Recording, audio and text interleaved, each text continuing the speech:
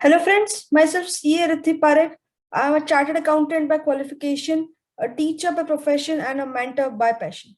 As a mentor, I help CA students to clear out India's one of the most toughest examinations of chartered accountancy. I am the founder of First Opinion Test Series. So here on आज हम ये discuss करने वाले हैं कि institute ने जो अभी अनाउंसमेंट की है about the postponement of exam उस पे आपका फर्दर एक्शन क्या होना चाहिए. मेनी स्टूडेंट्स आर कंफ्यूज कि सिंस हमारे पास कोई डेडलाइन नहीं है what to do. So I just summarise the little things जो आपको शायद हेल्प कर सके. So let's continue. Exams got postpone. Now how to plan further. सबसे बेसिक प्रॉब्लम जो अभी सब स्टूडेंट्स को आ रही है that is about planning. Exams को अपीयर करने के लिए you need a strategy and you need a planning. But planning के लिए जो सबसे इंपॉर्टेंट वेरिएबल फैक्टर होता है that is the number of days remaining, कि कितना टाइम आपके पास है उसके अकॉर्डिंग ही पूरी प्लानिंग होती है. और वो सबसे इंपॉर्टेंट फैक्टर जो अभी आपके पास मिसिंग है, बिकॉज एग्जाम कब कंडक्ट होने वाले इंस्टीट्यूट ने कोई डेट नहीं दी है अभी. एज ऑफ नाउ सिर्फ यही इन्फॉर्मेशन हमारे पास है कि एग्जाम्स के मिनिमम 25 डेज पहले इंस्टीट्यूट आपको नोटिफाई कर देगा. तो what should be your plan of action. अब आगे किस तरीके से प्लान करें और क्या आपका अप्रोच होना चाहिए. तो फर्स्ट ऑफ ऑल जो स्टूडेंट्स बोथ ग्रुप में जो बोथ ग्रुप के प्रिपरेशन कर रहे हैं, चाहे वो न्यू सिलेबस में हो या फिर ओल्ड सिलेबस में हो, अगर आप बोथ ग्रुप में है और आपकी सारे सब्जेक्ट्स की पूरे 8 सब्जेक्ट्स की एटलीस्ट एक प्रॉपर रीडिंग अगर हो गई है, ओके, जस्ट ध्यान देना. अगर एक प्रॉपर रीडिंग है, तो फर्स्ट रीडिंग जो आपकी होती है ना, वो that is the most important reading. Because first reading में अगर आपने कुछ चीज छोड़ दी है, कुछ चीज लाइटली पढ़ा है, तो आप उसको रिविजन में कभी कवर नहीं कर पाओगे. तो your first reading should be the most thorough reading and the most deepest reading. ठीक है. तो अगर आपकी इसी फर्स्ट प्रॉपर रीडिंग हुई है आठों सब्जेक्ट के, तो आपको क्या करना चाहिए. You should start your revision along with test. Test लिखना बहुत जरूरी है. विदाउट टेस्ट आपको रिवीजन बिल्कुल भी नहीं करना चाहिए. मेरा स्ट्रॉन्ग रिकमेंडेशन है. आपको इससे 100% बेनिफिट होगा ही होगा. ड्रेस्टिंग इंप्रूवमेंट्स आपको अपने पढ़ाई में देखने मिलेंगे. क्योंकि उसका सबसे मेन बेनिफिट क्या है कि जब आप टेस्ट लिखते हो, क्या होता है उसका टेस्ट लिखने का पर्पस है कि आपको अपनी मिस्टेक्स पता चलती है. और जब मिस्टेक्स पता चलती है तो अभी आपके पास सफिशिएंट टाइम बचा हुआ है कि आप उस मिस्टेक्स को करेक्ट कर सको, उस चीज को फिर से पढ़ सको जो गलत हुआ था. अगर आप एग्जाम के बहुत पास पास में नियर एंड पे अगर टेस्ट लिखते हो तो मिस्टेक्स पता तो चलती है, पर उस टाइम इतना आपके पास टाइम होता नहीं है कि फिर से उस चीज को पढ़े. And as a result panic क्रिएट होता है, स्ट्रेस क्रिएट होता है. तो you should start writing your test along with your throughout preparations. अभी आप रिवीजन भी स्टार्ट करोगे, गिव यूनिट टेस्ट, छोटी छोटी टेस्ट लिखो, analyse yourself and correct yourself. तो बोथ ग्रुप वालों को अभी थोड़ा सा रिलीफ है क्योंकि टाइम बढ़ गया. तो एक्चुअली जो स्ट्रेस वाला टाइम इंस्टीट्यूट ने थोड़ा कम कर दिया. आप अभी एकदम अच्छे से पढ़ सकते हो along with revision and test.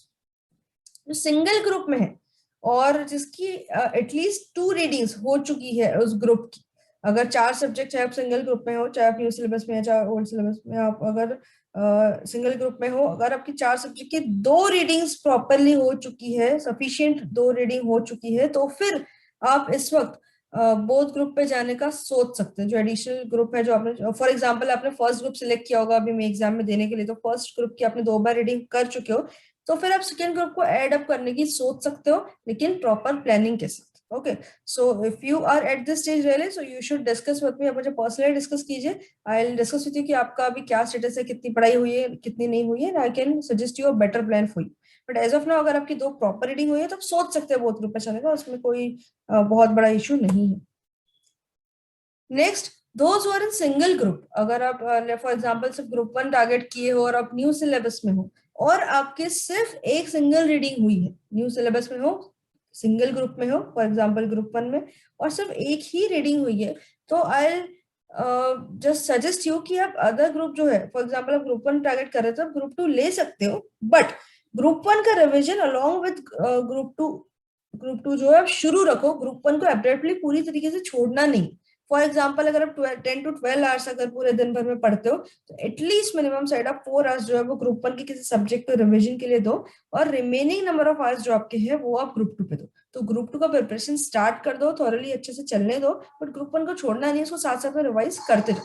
अभी के लिए मैं कंसिडर कर रही हूँ कि एग्जाम्स मई महीने में तो फॉर श्योर नहीं होने वाली है, और जून में भी अगर होती है तो मोस्ट प्रोबेबली 15 जून के बाद ही होनी चाहिए. उसके पहले होने के चांसेस मुझे पर्सनली कम लग रहे हैं. तो मिनिमम सेट मुझे लग रहा है 15 जून के पहले एग्जाम होगी नहीं, उसके बाद ही होगी. तो अगर मैं 15 जून को कट ऑफ डेट मान के चलूं अभी से, तो अगर आप एक और ग्रुप ऐड करते हैं, फॉर एग्जाम्पल ग्रुप 1 आपका एक रीडिंग हो चुकी है, ग्रुप 2 आपने एड अप किया, ग्रुप 2 पूरे मई मंथ में, अब तो 31 ऑफ मई आपने पूरा ग्रुप 2 एक बार अच्छे से पढ़ लिया. फॉर एग्जाम्पल 15 में ऑनवर्ड्स अगर एग्जाम शुरू हो जाती है तो आपके पास 15 डेज रिमेनिंग बचते हैं after your one proper reading of group 1, one proper reading of group 2 और थोड़ा सा ग्रुप 1 का रिविजन। तो रिमेनिंग 15 डेज में आप ग्रुप 1 को थोड़ा और अच्छे से कर सकते हो और एग्जाम आप ग्रुप 1 कॉन्फिडेंस के साथ अपीयर कर सकते हो। इन केस अगर आपने सिर्फ ग्रुप 2 अभी स्टार्ट कर दिया, पूरा मई मंथ आपने सिर्फ ग्रुप 2 पढ़ा, ग्रुप 1 का रिविजन नहीं किया, और एग्जाम और अगर जैसे अभी मुझे लग रहा है कि मिड ऑफ जून में अगर एग्जाम्स हो जाती हैं तो फिर सिर्फ 15 डेज में ग्रुप 1 का रिवीजन थोड़ा सा मुश्किल हो जाएगा, क्योंकि आपने पिछले 1 मंथ से ग्रुप 1 को देखा ही नहीं है, सिर्फ ग्रुप 2 पे थे। तो वो चीज नहीं होनी चाहिए। कहीं ये ना हो कि मिड ऑफ जून में एग्जाम हो जाए और उस टाइम पे ग्रुप 1 भी ठीक ठीक प्रिपेयर्ड है, ग्रुप 2 भी ठीक ठीक ठीक ठीक ही प्रिपेयर्ड है, ऐसा नहीं होना चाहिए। ग्रुप 1 आपका फर्स्ट प्रेफरेंस होना चाहिए। दैट इज वाई अगर एडिशनल ग्रुप ऐड भी कर रहे हो इस पॉइंट ऑफ टाइम पे, तो ग्रुप 1 को आपको फिर से रिविजन करते रहना, डेली रिविजन करते रहना। ओके, नेक्स्ट, अगर आप सिंगल ग्रुप में और इनकेस अगर आप ओल्ड सिलेबस में, इनकेस आप ओल्ड सिलेबस में है, सिंगल ग्रुप में, और आपकी सिर्फ एक रीडिंग हुई है उस ग्रुप की, ठीक है, तो प्लीज आप ध्यान में रखेंगे ओल्ड सिलेबस का ये लास्ट अटेम्प्ट है। एज ऑफ नाउ अभी तक जो इन्फॉर्मेशन अवेलेबल है, शायद मतलब फॉर श्योर अभी तक तो ये इन्फॉर्मेशन है कि ओल्ड सिलेबस की लास्ट एग्जाम होने वाली है, जो मई जून जुलाई जब भी होगी। तो you have to be very sure about yourself. अगर आपकी सिर्फ एक ही रीडिंग हुई है, आप सिंगल ग्रुप में हो, तो उसी ग्रुप की, फॉर एग्जांपल ग्रुप 1 आपका सिलेक्टेड था, ग्रुप 1 की ही एक और रीडिंग फिर से करो, मतलब एक रिवीजन, प्रॉपर रिवीजन आप फिर से करो। फॉर एग्जांपल इसमें 15 20 डेज आपको लग जाते हैं। फॉर एग्जांपल 20 मई तक आपको ग्रुप 1 का फिर से रिवीजन होता है। अप्रैल एंडिंग तक एक रीडिंग हो गई थी, 20 मई तक एक रिवीजन आपका हो गया। उस टाइम तक लेट्स से अगर इंस्टीट्यूट का कोई नोटिफिकेशन आ जाता है या कोई इन्फॉर्मेशन हमारे पास आती है, तो डिपेंडिंग ऑन दैट कि कितना टाइम आपके पास बचा है, फिर प्लान करेंगे कि आपको ग्रुप 2 भी ऐड करना है या नहीं करना। एज ऑफ नाउ अगर आप ओल्ड सिलेबस में हो, अगर आप सिंगल ग्रुप में हो, अगर आपके सिर्फ वन रीडिंग हुई है, तो आपको उसी ग्रुप की एक थॉरो रीडिंग फिर से करनी है, बिकॉज ओल्ड सिलेबस के केस में आप रिस्क नहीं ले सकते। You have to be very sure about yourself. Once again, those who are in old syllabus, whatever you decide, do it very meticulously, बहुत ध्यान से सोच समझ के जो भी डिसीजन लेना है आप लोगों को। अभी कुछ केस सिनेरियोस हमने डिस्कस की, अगर आप सिंगल ग्रुप में हो, बोथ ग्रुप में हो, ओल्ड सिलेबस में हो या न्यू सिलेबस में हो, इन केस आपका सिनेरियो इनमें से किसी में फॉल नहीं करता है, लेट्स से आपकी कोई प्रॉपर भी फुल फ्लेज रीडिंग नहीं हुई है, या लेट्स से एक रीडिंग पूरी हुई है, एक आधी हुई है, whatever may be the circumstances, अगर आप जॉब के साथ पढ़ रहे हो या कुछ और चीजें हैं, तो if you want to discuss with me personally, I can guide you personally कि आपको क्या करना चाहिए, क्या आपकी प्लानिंग होनी चाहिए। उसके लिए you need to drop me a WhatsApp message, या फिर अगर आप व्हाट्सएप यूज नहीं कर रहे हो तो फिर आप एसएमएस कर सकते हो। I contact you personally and we can discuss कि आपका जो सिनेरियो है उसके हिसाब से आपके लिए क्या बेस्ट ऑप्शन अवेलेबल हो सकता है। Now, how can I help you? मैं आपको किस तरीके से हेल्प कर सकती हूँ? I basically conduct test series for CA students, CA inter and CA final. तो टेस्ट सीरीज पूरी ऑनलाइन होती है through website firstopinion.in, www.firstopinion.in। Unit test भी है, फुल टेस्ट भी है, टेस्ट सीरीज इज 100% अनशेड्यूल्ड। तो how can I help you in this? मैं आपको इस तरीके से हेल्प करती हूँ कि आपका जितना जो भी लेट्स से सिंगल ग्रुप है या बोथ ग्रुप है, जितना पढ़ के हुआ है, जितना पढ़ के बाकी है, depending on that I can guide you to make a customised test schedule and study plan.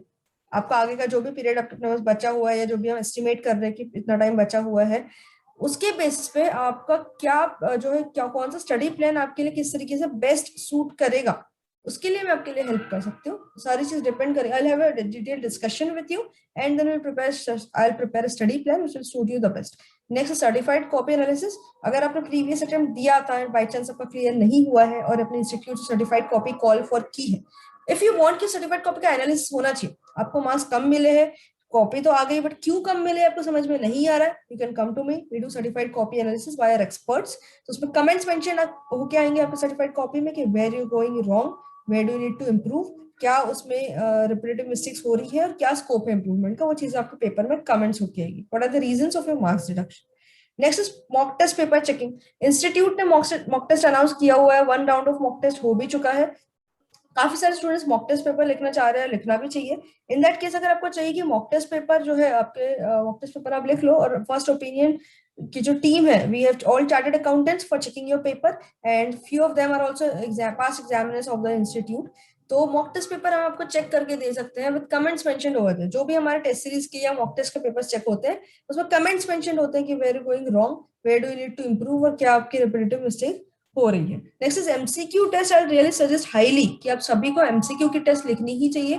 MCQ test is consist of 30 marks of your entire paper, जिस सब्जेक्ट्स में एमसीक्यूज है उसमें। तो आपको इसमें अच्छी प्रैक्टिस करके आप बहुत अच्छा स्कोर कर सकते हो, बहुत अच्छा स्कोरिंग एरिया होता है एमसीक्यूज।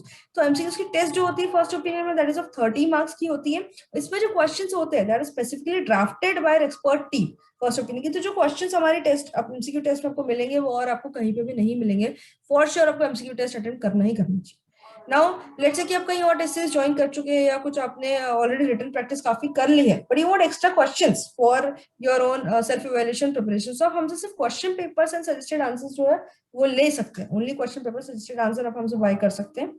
अदर देन दैट आपको एग्जाम से रिलेटेड किसी भी गाइडेंस की जरूरत है, कोई आपका वीक सब्जेक्ट है, आप रिपीटेडली उसमें स्कोर नहीं कर पा रहे हो, हाउ कैन यू इंप्रूव, उसके लिए आप मुझसे डिस्कस करना चाह रहे हो, आपको प्लानिंग के लिए, स्ट्रैटेजी के लिए आपको मुझसे कुछ डिस्कशन करना है, you can do that any time. और गाइडेंस और help to help you students to plan out things, I am always available and that will be free of cost, so you can contact me anytime for guidance. Okay, so you can visit the website www.firstopinion.in. Test series की सारी details आपको इस website पे मिल जाएगी। मुझसे personally contact करना है, you can note down this number, इस पे आप मुझसे कांटेक्ट कर सकते हो, जो स्क्रीन पर नंबर लिखा है। Okay, all the very best, thank you so much.